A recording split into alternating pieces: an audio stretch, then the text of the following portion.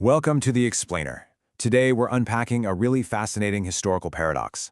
We're going to figure out why the mighty Russian Empire of 1905, which looked like an absolute behemoth on the world stage, was actually a fragile house of cards just teetering on the edge of total collapse. Understanding these structural failures is absolutely crucial because it reveals a pretty timeless truth. When a regime builds an illusion of reform instead of enacting real change, it's basically setting the stage for its own spectacular downfall. Here's our roadmap for today. We'll be hitting 1. An empire of contradictions. 2. Pillars of autocratic power. 3. The crisis of backwardness. 4. The emancipation illusion. 5. An act of betrayal. And finally, number 6, the final reality check. Let's jump right in. Section 1. An empire of contradictions. So let's take a look at this massive, confusing empire at the dawn of the 20th century to see exactly where the cracks started to form.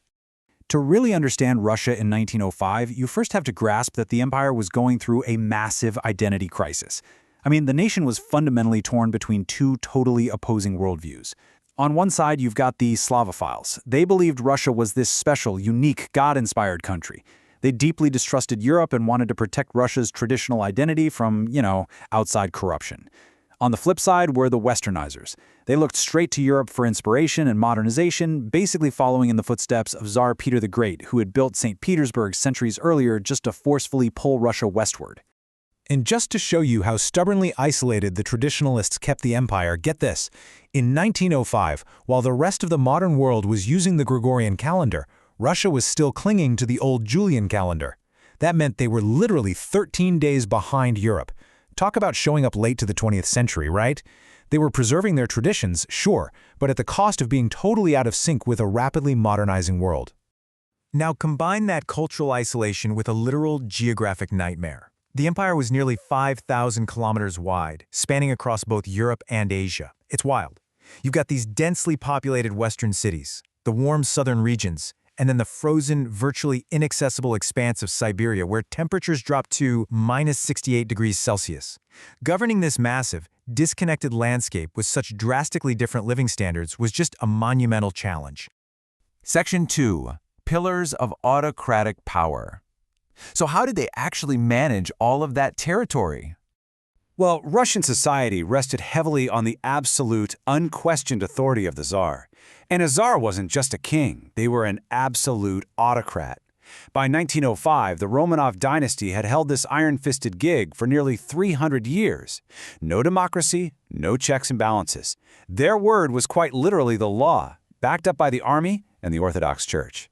Sitting at the top of this whole system in 1905 is Tsar Nicholas II. He was strictly autocratic, deeply pious, and he absolutely hated change. He viewed any kind of reform as a direct threat to his authority. Why? Because of the concept of divine right. He, along with the Russian Orthodox Church, genuinely believed that God had personally chosen him to run the show. And the church acted as his enforcers, basically teaching the illiterate masses that obeying the Tsar was exactly the same as obeying God.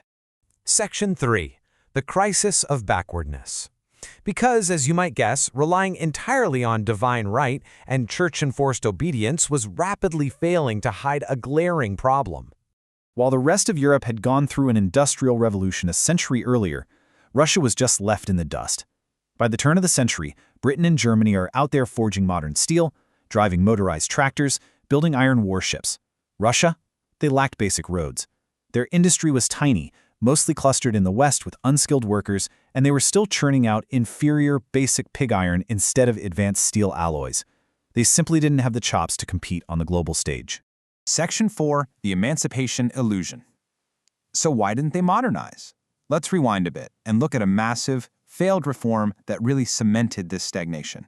Back in the mid-19th century, Russia suffered a really humiliating defeat in the Crimean War. The shock to the system was profound. Taking the throne right in the middle of this mess was Tsar Alexander II. He realized pretty quickly that if Russia was going to survive, major domestic reforms were vital. So his big move was the 1861 Emancipation Decree, which officially abolished serfdom, a brutal system that had basically tied peasant farmers to their landlords like property. But don't get it twisted. Alexander wasn't freeing the serfs out of the goodness of his heart. His motivation was chillingly pragmatic. He famously said, "It is better to begin to destroy serfdom from above than to wait until that time when it begins to destroy itself from below." There'd been hundreds of peasant uprisings in the decades prior, and he knew he had to initiate reform from the top just to prevent a massive, violent revolution from the bottom. Section 5. An Act of Betrayal. Because as we'll see, this 1861 charter of so-called freedom was really just a mirage designed to protect the wealthy elite. Alexander actually let the nobles draft the emancipation proposals themselves. And, shocker, they rigged the game. The landlords made sure they kept the best 2/3 of all the agricultural land. The supposedly freed peasants, they were left with the leftover scraps. They were reduced to buying these narrow, garbage strips of land that were incredibly hard to farm and yielded almost zero profit. And here is the real kicker, the financial trap they engineered. The landowners got financial compensation for giving up the serfs. But the peasants who had absolutely zero savings had to pay for their new, terrible plots of land. They were forced into 100% mortgages. These newly free citizens were completely saddled with lifelong redemption payments. It was a crushing mountain of debt that they literally had to pass down to their kids. No way out. Oh, and the restrictions didn't end with debt. Instead of gaining actual freedom to move around and find a better work, the peasants were tied to the mir, or the village commune. The government insisted on this strictly for administrative control. It was just a really effective way to collect all those new taxes and keep a tight leash on order. The establishment deeply feared the peasantry. They contemptuously called them the dark masses. By tying them to the village, the state kept them totally suppressed. Section 6. The final reality check. Let's fast forward back to 1905 and see how this whole illusion of reform set the stage for total disaster. Nearly 50 years after emancipation, the numbers are just brutal. The reform completely failed to modernize the country.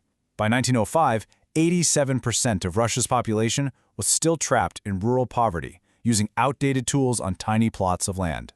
Over 60% of the population was entirely illiterate. When you put that next to Britain, where only 3% were illiterate and modern farming was the norm, you can clearly see a massive empire that's just rotting from the inside out. And who's sitting at the top of this deeply fractured, unmodernized mess? Nicholas II. A guy who, when he took over, openly admitted, "I am not prepared to be a czar. I never wanted to become one. I know nothing of the business of ruling." He tried to copy his father's autocratic, iron-fisted style through sheer repression, but he was completely clueless about how to steer a nation that desperately needed real modernization. Which leaves us with this final provocative thought. How long can an empire realistically survive when its autocratic ruler stubbornly resists the modern world, relies on divine right, and builds his entire foundation on an act of betrayal? It really wasn't a question of if the Tsarist regime would collapse, but rather when the house of cards would finally fall. Thank you so much for joining me on this explainer. I hope this helped unpack the crazy structural issues of 1905 Russia. Keep questioning history, and I'll see you next time.